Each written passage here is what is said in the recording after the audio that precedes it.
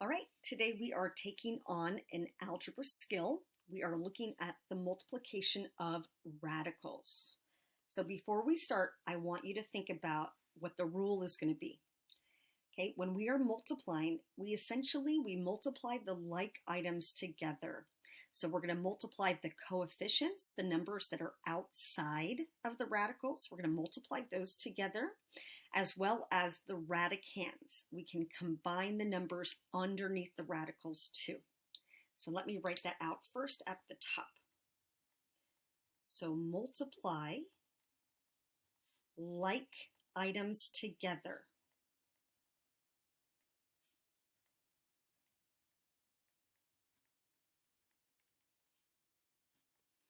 Okay, and that's going to mean that we're going to multiply any of the coefficients, the numbers outside of the radical.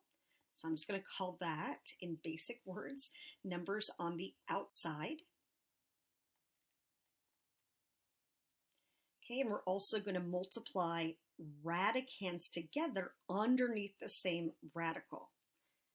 I'm going to try to keep this as simple as possible and just write this as numbers on the outside and numbers underneath the radicals.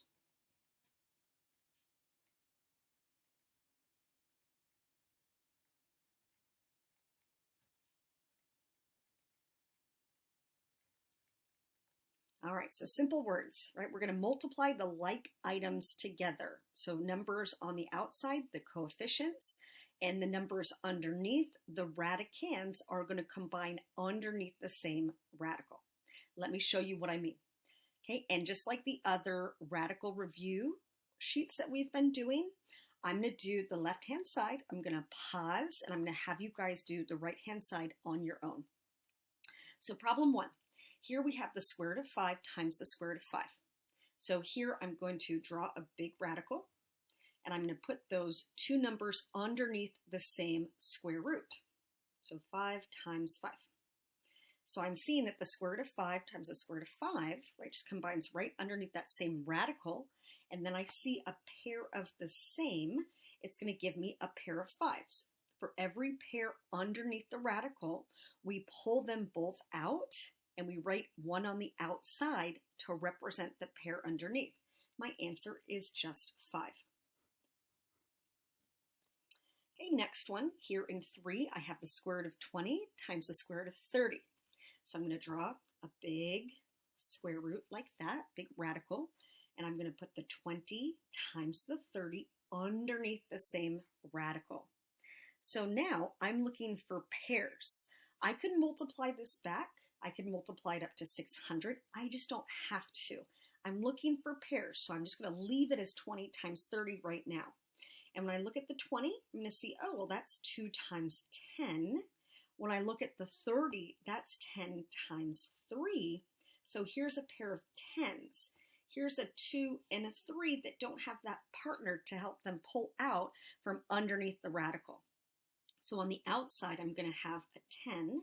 And underneath my radical, I have that 2 times 3 that's staying behind, which then becomes 10 square root 6, or 10 root 6.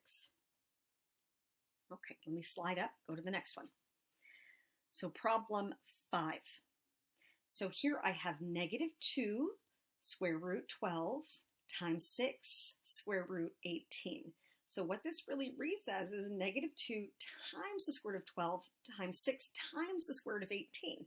So the order I multiply it, it doesn't actually matter. So I'm going to take the negative 2 times the 6, right, those coefficients that were on the outside, I'm going to put them together, and then I'm going to put the 12 and the 18 together underneath the same radical. So right now, I know that this is going to be negative 12, and then here I need to look for pairs.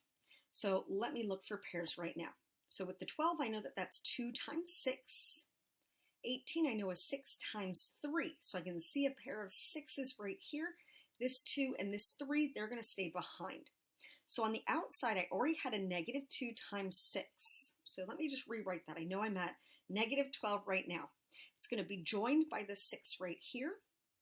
And then underneath the radical, we're going to multiply back the 2 and the 3. So on the outside, negative 2 times 6, negative 12 times 6 is negative 72.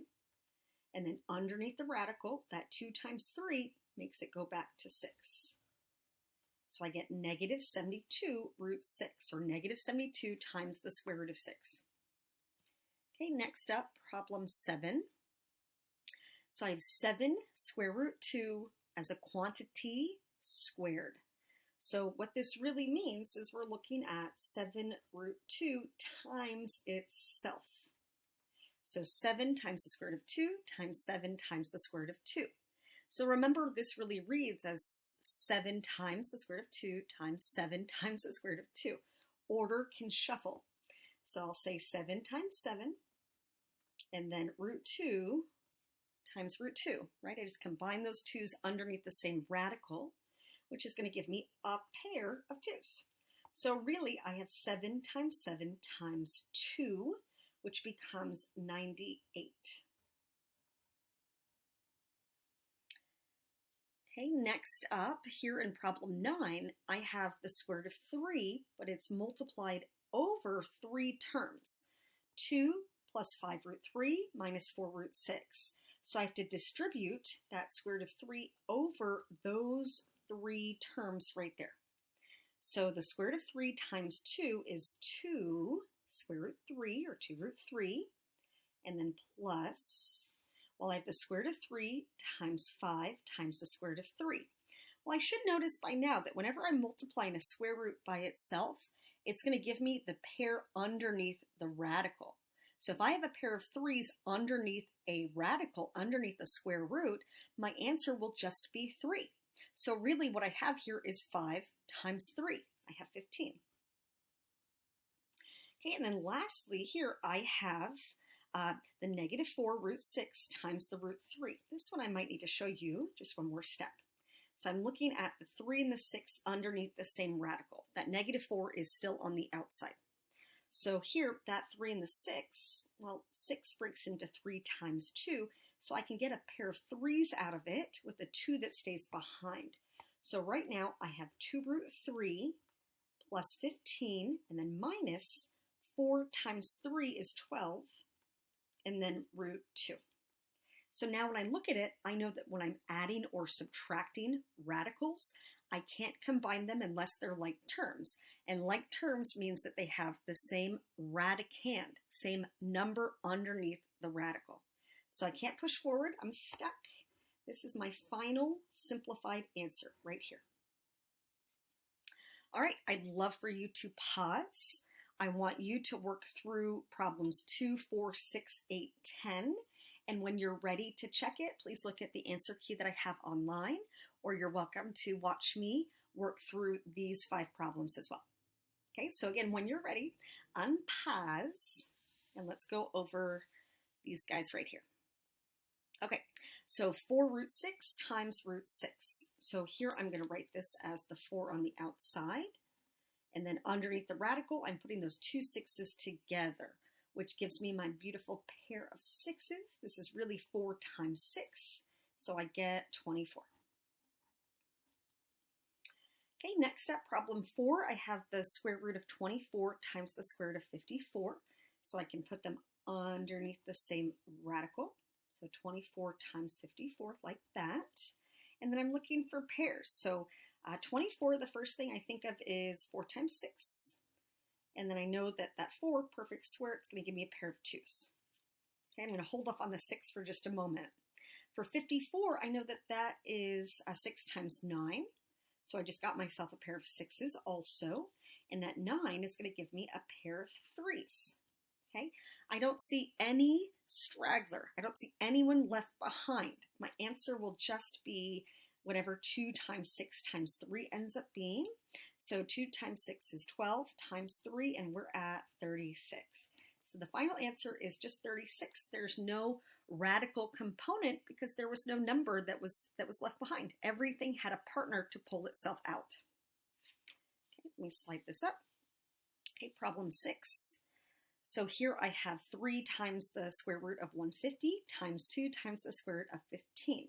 So I'm going to put the 3 and the 2 together on the outside. Underneath the radical, I have the 150 times 15. And right away, when I look at that 150, I know that that's 15 times 10. So I'm going to write that as 10 times 15, which gets me a beautiful pair of 15s. I'm not going to have any pair of the same thing in that 10, so I'm going to circle it right now. So on the outside, I have 3 times 2 times 15, and then underneath, here's my sweet little 10. So I have 3 times 2, that's going to get me 6. 6 times 15 will get me 90. So I have 90 root 10. Okay, next up, I have 5 root 3 as a quantity, in parentheses, being squared. So this is really reading as 5 root 3 times 5 root 3, which then I could rewrite as 5 times 5 times root 3 times root 3, with those 3's underneath the radical. So again, I'm seeing a pair of the same. I'm seeing a pair of 3's. So I really have 5 times 5 times 3. 5 times 5 is 25, times 3 is 75. All right, last up. So here I have 5 root 2, and then it's multiplied over the 3 terms that are inside of the parentheses. So I have to distribute that 5 root 2 over these 3 terms. Okay, first up, 5 root 2 times negative 11. 5 times negative 11 is negative 55. So negative 55 root 2. Okay, next up, I have 5 root 2 times a negative 3 root 6. Okay, this might be helpful to show in stages. So 5 times negative 3 is a negative 15. And then I'm going to write that 2 times 6 underneath the same radical. And then I know that the 6 will be 2 times 3. Here's a pair of 2's. That 3 is going to stay behind. So right now I have negative 55 root 2. And then I have negative 15 times 2, so negative 30 root 3.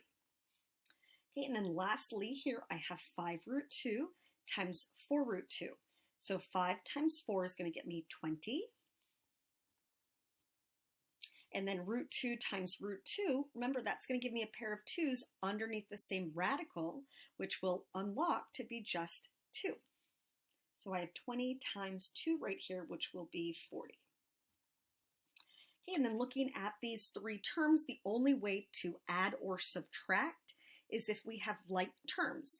And like terms with radicals means they're radicands. The number underneath the radical, they have to match.